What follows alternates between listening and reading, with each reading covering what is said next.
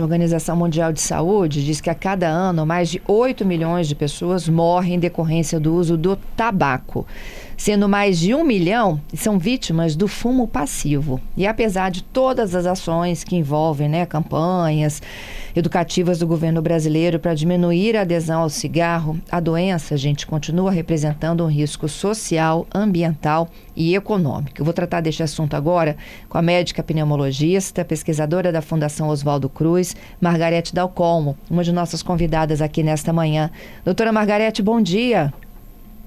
Bom dia a todos, bom dia aos nossos ouvintes da CBN. Obrigada pela sua gentileza, doutora Margarete. Duas estratégias, da gente falar do tabagismo, do tabaco, do cigarro tradicional e essa operação hoje aqui no estado para tentar conter essa venda indiscriminada e proibida de vape. Sim, eu acho que o mais importante é que haja uma permanência e uma consistência nas ações fiscalizatórias. A Polícia Federal já tem uma quantidade imensa aqui no Rio de Janeiro, enorme a quantidade apreendida, e a fiscalização tem que funcionar de maneira incansável para proteger a vida de nossas crianças e adolescentes. Nós temos que lembrar que nós estamos falando de dispositivos altamente nocivos à saúde humana. Os dispositivos eletrônicos de fumar são proibidos e regulamentados no Brasil desde 2009. Essa regulamentação foi ratificada com a nossa anuência e a nossa participação muito ativa. Eu estava na presidência da Sociedade Brasileira de Pneumologia, elaboramos um parecer extremamente robusto que foi atualizado pela Anvisa, ratificando a nossa regulamentação, de modo que o Brasil, mais uma vez, a despeito da longa digamos, em ratificação, a longa política antitabágica que nós temos no Brasil há 35 anos, com resultados excepcionalmente positivos, tendo reduzido de 40% para 10% apenas da nossa população fumando produtos de tabaco. O surgimento desses produtos, que são extremamente atraentes para jovens, adolescentes e crianças, eles são objeto de uma regulamentação muito correta da parte do Brasil. E o que está acontecendo hoje, que é muito importante que aqueles que nos ouçam saibam disso, é que os próprios países que liberaram começam a ver o impacto que esses produtos causam na vida, mortes que já ocorreram relacionados à intoxicação por esses produtos.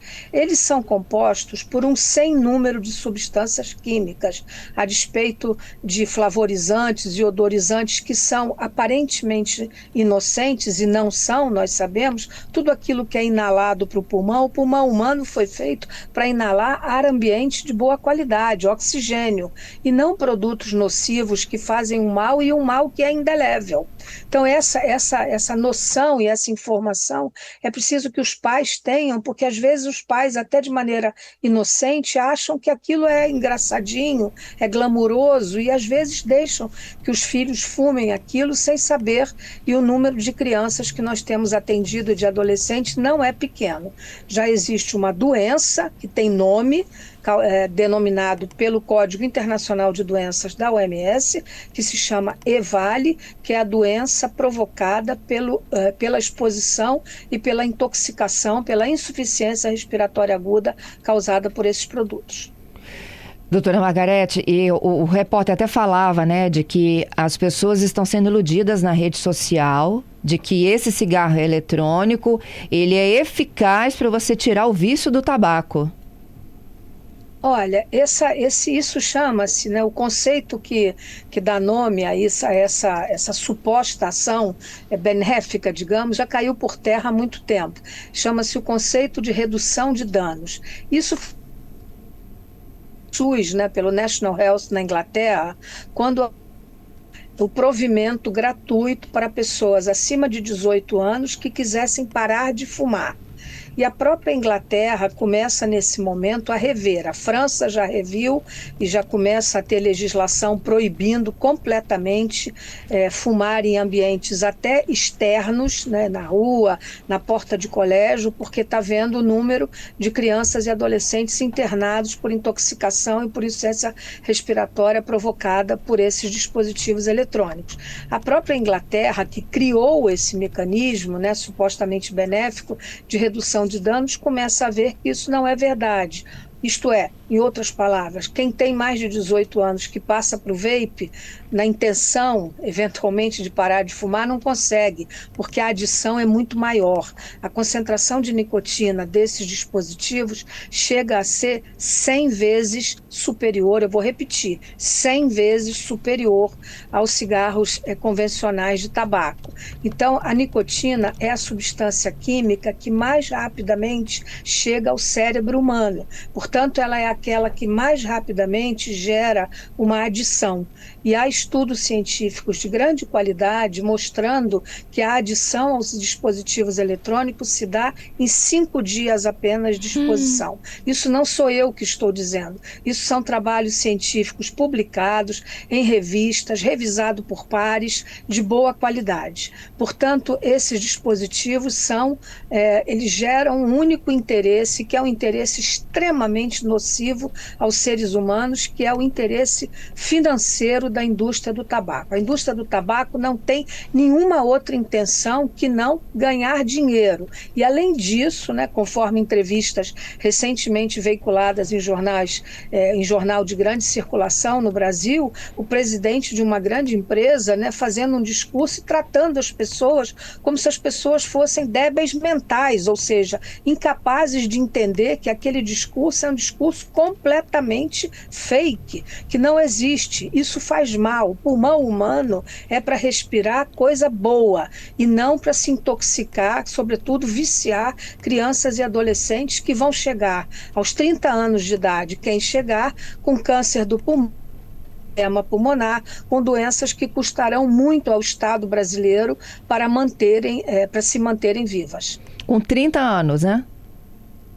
Porque se você calcular exatamente, as doenças crônicas pulmonares, elas levam um tempo para se fazer. Hoje você observa e nós tratamos, especialistas, essas doenças em pessoas que têm 70 anos, e que fumaram durante décadas. Esses dispositivos têm uma concentração tão grande, não só de nicotina, como de uma porção de outras substâncias tão nocivas que nós nem sequer sabemos o que são. Eu também quero aqui deixar registrado que o Departamento de Química da PUC do Rio de Janeiro publicou recentemente um trabalho. Nós obtivemos a autorização federal e da Anvisa para fazer estudo com algumas das amostras dos produtos apreendidos pela fiscalização.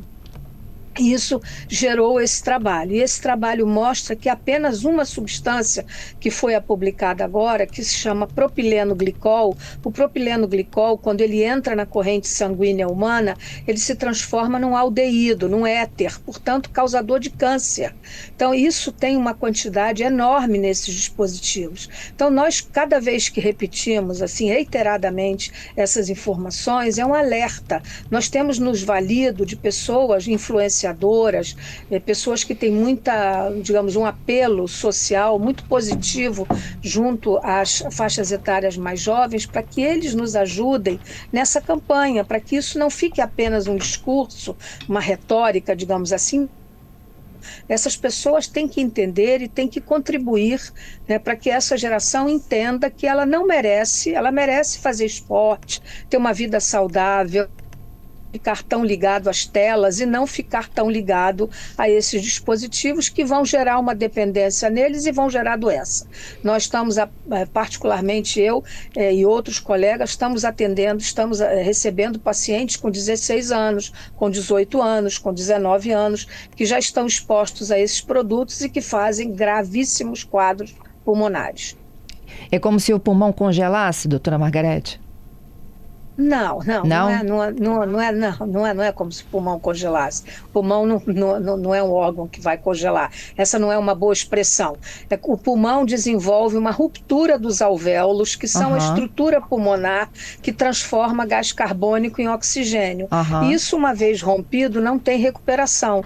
Eu costumo dizer que pulmão não é rabo de lagartixa, não nasce de novo. Entende? Onde rompe, fica uma bolha. E aquela bolha, ela não é capaz de transformar gás carbônico em oxigênio. Então, isso é um risco e um dano indelével. Ele não tem volta.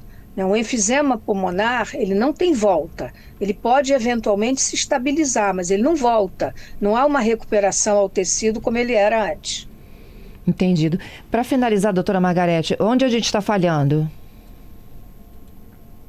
Olha, primeiro eu diria que o erro original foi essa invenção tão infeliz que foi a própria indústria, a indústria produtora de produtos do tabaco, inventar isso a partir do momento em que se reduziu enormemente o número de fumantes no mundo. Hoje ainda há aproximadamente 1 bilhão e 200 milhões de pessoas que fumam no mundo. Nós sabemos que ainda existe muita gente que isso está relacionado, inclusive, a fatores sociais. Políticas antitabágicas, como o Brasil é um exemplo, né? O resultado que nós conseguimos foi objeto, inclusive, de reconhecimento internacional pela própria OMS. Né? O Brasil tem uma política antitabágica muito consistente, com o apoio muito claro das sociedades médicas. Então, ano retrasado, nós fizemos aqui no Rio de Janeiro, por exemplo, um evento que eu organizei no Cristo Redentor, iluminamos o Corcovado de verde contra os dispositivos eletrônicos de fumar, com a participação de sociedades médicas, da sociedade civil, de influenciadores. Foi um evento muito bonito. Então, aonde nós estamos falhando? Primeiro, a indústria do tabaco de ter inventado isso. Segundo, a fiscalização de não conseguir dar conta, né, de recolher tantos produtos. O Brasil tem uma fronteira enorme, fronteiras secas, onde rapidamente, muito facilmente, melhor dizendo, entram grandes quantidades desses produtos, que vem do Paraguai, vem da China e tal. No Brasil, até o momento, embora já se tenha descoberto várias fábricas clandestinas de cigarros convencionais, até o momento que nós saibamos, não há clandestinas de vapes, né? Isso é um pouco mais, mas tem no Paraguai, tem na China, então entra no Brasil. O que entra no Brasil é contrabando e é ilegal, portanto nós não temos a menor noção do que há nesses produtos. E finalmente eu queria dizer, há um projeto de lei que tramita, né? Ainda há políticos interessados nesse assunto, certamente não é por nenhuma boa intenção, porque a boa intenção seria arrecadar impostos para o Brasil. Ora, você não pode arrecadar e auferir lucro sobre uma coisa que mata pessoas. Né? Isso tem, no mínimo, antiético. Né? Então, redução de danos e auferição de lucros, isso está completamente contestável e não é difícil de que nós possamos contestar e desconstruir cada um desses argumentos tão nocivos à saúde humana. Excelente reflexão. Doutora Margarete, mais uma vez, meu muito obrigada, viu, pela sua gentileza de dividir conosco seus conhecimentos. Muito obrigada a vocês e bom dia a todos os nossos ouvintes. Bom dia.